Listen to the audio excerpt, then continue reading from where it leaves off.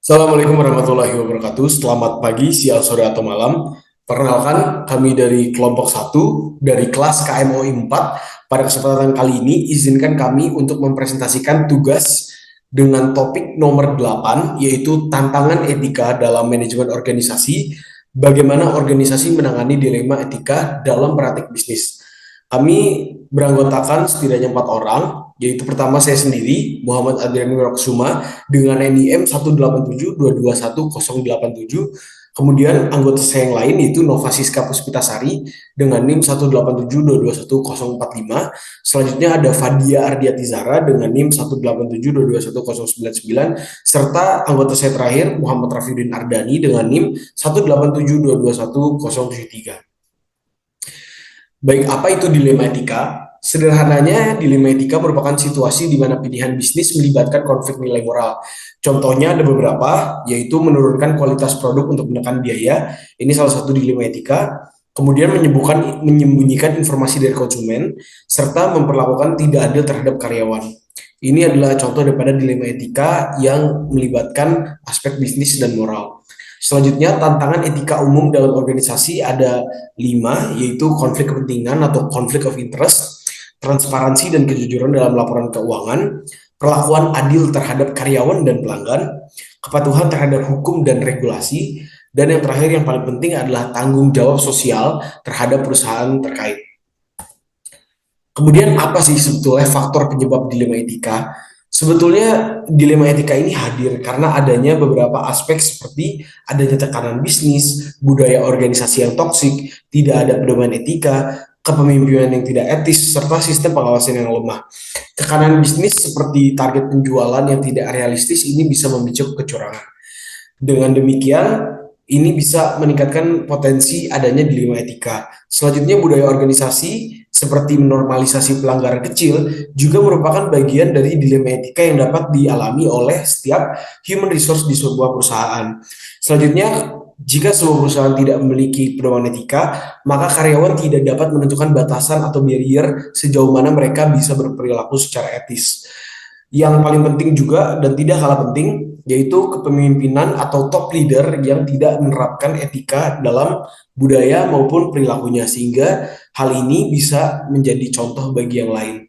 Serta pengawasan yang lemah ini juga merupakan salah satu aspek yang paling vital karena dengan pengawasan yang lemah maka tidak ada check and balance sehingga dengan demikian bisa terjadinya kecurangan-kecurangan serta dampak-dampak negatif bagi perusahaan yang pada akhirnya menyebabkan dilema etika dapat terjadi. Untuk yang selanjutnya akan dijelaskan oleh teman saya. Cara organisasi menangani dilema etika, kode etik perusahaan, panduan perilaku bagi karyawan. Lalu kedua, pelatihan etika bisnis, meningkatkan kesadaran pengambilan keputusan etis. Ketiga, whistleblower system, jalur pelaporan pelanggaran secara anonim. Keempat, kepemimpinan etis, memimpin menjadi penata moral. Lima, evaluasi dan sanksi, pelanggaran aturan dan disiplin terhadap pelanggaran. Lalu ada pentingnya etika bisnis. Lalu pertama, membangun kepercayaan. Contoh, brand Body Shop dikenal transparan dengan alami sehingga dipercaya oleh konsumen. Lalu ada pengambilan keputusan strategis, menolak proyek berisiko lingkungan demi resulta jangka panjang. Lalu ada manajemen risiko, menghindari denda hukum seperti kasus Volkswagen atau Dieselgate. Lalu ada keberlanjutan bisnis, perusahaan seperti Unilever berfokus pada CSR untuk menjaga operasi jangka panjang. Perusahaan paling etis 2023 yang telah ditetapkan oleh Anti-Spare Institute. Yang kedua, lingkungan kerja yang sehat. Karyawan merasa dihargai dan mengurangi turnover. Yang ketiga, ada pengurangan risiko hukum. Perusahaan menghindari skandal seperti Enron dengan audit transparan. Oke, next di slide yang ini saya akan di sini ada 5. Yang pertama, komitmen dari sebagai contoh CEO Starbucks menutup toko untuk pelatihan anti diskriminasi. Yang kedua, kode etik yang jelas. Yang ketiga, studi kasus yang nyata. Yang keempat, investigasi dan penghargaan bagi pelapor. Yang ketiga, yang terakhir integrasi dengan KPI, yaitu penilaian kinerja karyawan termasuk aspek etika. Untuk slide selanjutnya akan dijelaskan oleh teman saya.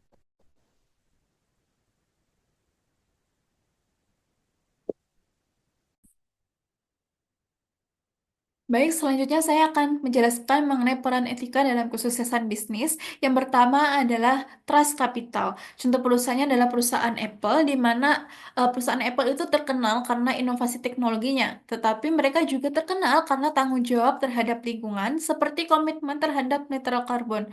Hal ini membangun kepercayaan yang sangat besar dari konsumen. Yang kedua adalah operasi berkelanjutan. Contoh perusahaannya adalah perusahaan IKEA, di mana perusahaan IKEA itu sangat berkomitmen pada keberlanjutan dengan menggunakan bahan daur ulang.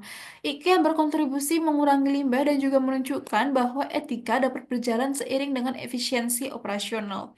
Yang ketiga adalah keunggulan kompetitif. Banyak perusahaan Big Corp seperti perusahaan Ben Jerry's justru menarik investor dan juga pelanggan karena nilai-nilai etis yang mereka bawa.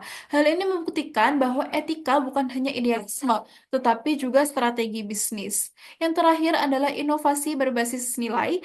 Contoh perusahaannya adalah perusahaan Tesla, di mana Tesla itu menjadi pionir dalam industri otomotif bukan hanya karena teknologinya, tetapi karena membawa misi energi bersih yang bernilai tinggi di mata konsumen dan juga investor. Selanjutnya adalah kesimpulan. Dari presentasi yang telah kami bawakan, ada beberapa kesimpulan yang dapat diambil, yaitu adalah yang pertama, organisasi beretika, di mana organisasi beretika itu menciptakan lingkungan kerja positif, mengurangi risiko hukum, dan juga meningkatkan kepercayaan dari stakeholder. Nah, ada beberapa kunci sukses dalam sebuah organisasi. Yang pertama adalah kepemimpinan yang etis, sistem pelaporan transparan, dan juga integrasi etika dalam budaya perusahaan. Yang ketiga adalah dampak jangka panjang yang organisasi berikan. Bisnis beretika tidak hanya profitable, tetapi juga dapat berkontribusi pada masyarakat dan juga lingkungannya. Baik, sekian presentasi dari kami. Apabila ada kekurangannya dan juga salah kata, kami mohon maaf sebesar-besarnya. Wassalamualaikum warahmatullahi wabarakatuh.